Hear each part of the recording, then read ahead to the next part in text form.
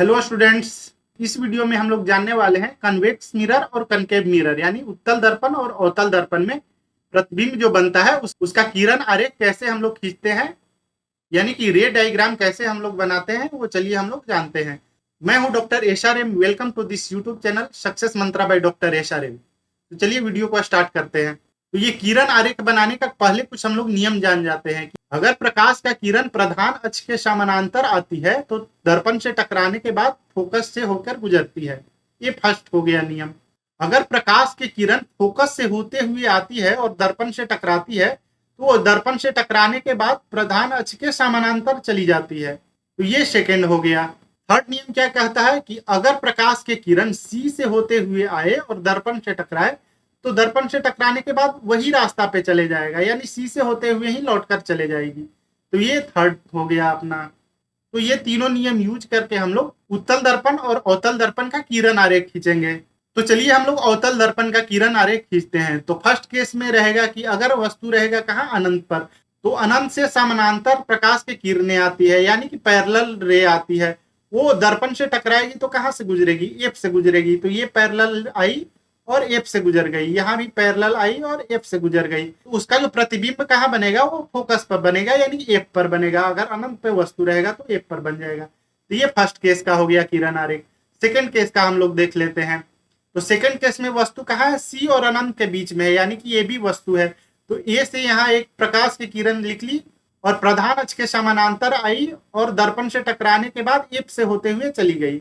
एक दूसरा किरण सी से होते हुए आई और ये दर्पण से टकराई और सी से ही लौटकर चली गई। तो ये दोनों जो किरणें हैं टकराने के बाद कहाँ कट रही है, ए डैश बिंदु पर कट रही है।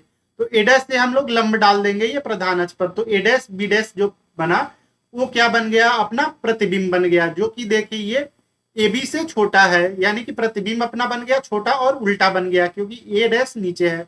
तो ये हो गया सेकेंड केस में, जो अगर वस्तु रहेगा इंफिनिटी और सी के बीच तो उसका प्रतिबिंब बनेगा एफ और सी के बीच। थर्ड केस हो गया अगर वस्तु रहेगा कहाँ, सी पर रहेगा, तो उससे जो प्रकाश की किरण आई, एक समानांतर किरण आई, दर्पण से टकराने के बाद एफ से लौटकर चली गई। दूसरा जो किरण आई एफ से होते हुए गई तो टकराने के बाद समानांतर हो गई। तो ये जो दोनों किरणें जो टकराने के बाद जहां कटी वो ए डैश पे कटी। तो ये जो प्रतिबिंब बन गया वो सी पर ही बना, उल्टा बना। तो ये हो गया किरण आरेख थर्ड केस का, यानी कि वस्तु अगर सी पे रहेगा तो उसका प्रतिबिंब सी पर बनेगा। और ये सभी जो प्रतिबिंब बन रही है वो कैसा है, वास्तविक है। दर्पण के सामने बन रही वास्तविक है, जो दर्पण के पीछे बनती है वो काल्पनिक होती है। तो अब हम लोग देखेंगे कि फोर्थ केस में अगर वस्तु कहाँ है, एफ और सी के बीच में है। यहाँ एफ और सी के बीच में वस्तु ए बी है, तो उससे प्रकाश की किरण एक समानांतर आई, वो दर्पण से टकराने के बाद एफ से लौटकर चली गई। यहाँ से देखते हैं दूसरा किरण जो है एफ से होते हुए गुजरना चाहती है।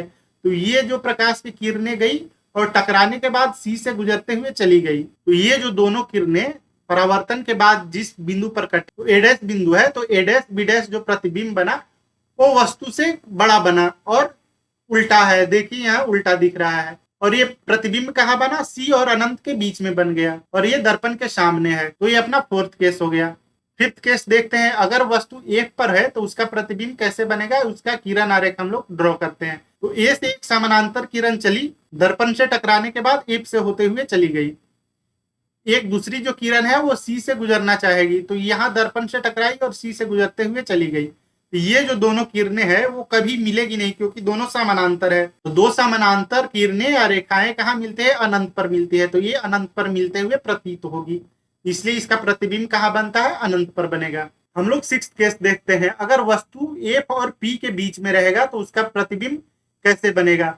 तो एक जो किरणें है वो गई, वो टकराई और सी से होते हुए गुजर गई, मतलब सी के सिद्ध में जाएगी। दूसरा है या तो पैरेलल यहाँ से जाएगी और एफ से होते हुए गुजर जाएगी, ठीक है, वो भी एक हो सकता है। तो यहाँ से जो पैरेलल गई और टकराने के बाद एफ से होते हुए गुजर गई, तो ये दोनों जो किरणें हैं गुजरी वो कटेगी नहीं। तीसरा एक हो सकता है जो कि यहाँ दिया है, वो ए से आई, पी बिंदु पर टकराई और यहाँ चली गई और ये टकराने के बाद ये चली गई। तो ये दोनों किरणें हैं वो मिलेगी नहीं कभी, इसलिए हम लोग इसको डॉटेड डॉटेड करके मिलाते हैं। अगर चाहो तो ये जो किरण है ये एफ से जो गुजरी उसको भी हम लोग डॉटेड डॉटेड करके मिलाएंगे तो वो भी ए डैश बिंदु पर ही मिलेगी। तो ये ए डैश बिंदु पर मिलते हुए प्रतीत हो रही है, जो कि दर्पण के पीछे है। तो ए डैश बी डैश उसका प्रतिबिंब बनेगा जो कि दर्पण के पीछे होगा और वस्तु से बड़ा होगा। तो ये 6 केस था, उसका किरण आरेख हम लोग सीख गए। चलिए हम लोग अब उत्तल दर्पण का किरण आरेख खींचते हैं। इसका 2 केस होता है। फर्स्ट केस में अगर वस्तु कहाँ है, अनंत पर है, तो अनंत से प्रकाश की किरणें कैसे आती है, समानांतर आती है। तो समानांतर प्रकाश की किरणें जो आ रही है वो ये दर्पण से टकराई, तो टकराने के बाद जो है वो कैसे जाएगी, वो फोकस से होते हुए गुजरते हुए प्रतीत होगी। ठीक है, तो ये जो आई, क्योंकि जो समानांतर रेखा आती है वो कहाँ से गुजरती है, फोकस से, तो फोकस से ये गुजर नहीं सकता है, टकराने के बाद वापस जाएगा, तो ये फोकस से आते हुए प्रतीत होगा। तो जो भी समानांतर किरणें हैं वो क्या होगा, फोकस से आते हुए प्रतीत होगा।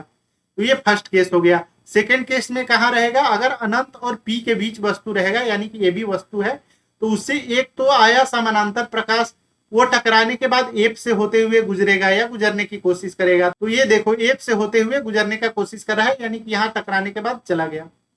दूसरा एक किरण आ रहा है, वो क्या, सी से होते हुए जाएगी, तो यानी कि सी से होते हुए टकराती है और सी पे ही लौट जाती है, यानी कि यहाँ से सी से टकराते हुए जाना चाहती है, लेकिन टकराने के बाद उसी रास्ता पे लौट जा रही है। तो इस रास्ते को हम लोग डॉटेड बिंदु से मिलाएंगे, पीछे की ओर करके मिलाएंगे। तो यहाँ देखते हैं कि ए डैश बी डैश इस बिंदु पर कटती है, तो यहाँ प्रतिबिंब अपना यहाँ बन रहा है, जो कि ये काल्पनिक है, यानी कि वास्तव में कट नहीं रहा है, हम लोग कल्पना करके मिला रहे हैं, और ये वस्तु से छोटा है और सीधा है। तो इसलिए हम लोग जानते हैं कि उत्तल दर्पण यानी कि कन्वेक्स मिरर में जो प्रतिबिंब बनता है छोटा और सीधा बनता है, जो कि यहाँ बन रहा है। तो हम लोग यहाँ जान गए कि उत्तल दर्पण में और अवतल दर्पण में जो है वो किरण आरेख कैसे खींचते हैं।